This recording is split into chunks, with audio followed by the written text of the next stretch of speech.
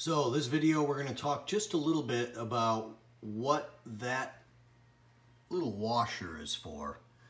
And this washer is actually from my Keurig machine, and it goes around the needle that punctures the K-cups that are inside, or the Keurig coffee cups that are inside the Keurig machine. Now you may want to take this little guy off when you're cleaning it, but what I wanted to show everyone is what happens if you forget to put this little guy back on and decide that you would like to enjoy a fresh new cup of coffee, like I did.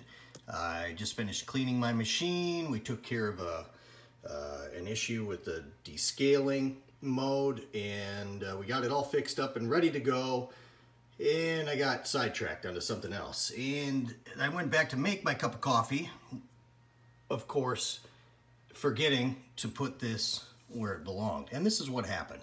Coffee looks good, but I noticed that there was water spewing from the seams around here of this the casing of the Keurig, and I thought, wow, I really supercharged this thing in my last cleaning, which in essence I kind of did. But I opened it up and I saw this, and the reason this happened is this little guy I forgot to put on before I made my first cup of coffee. And so what has happened is there was no seal on the needle.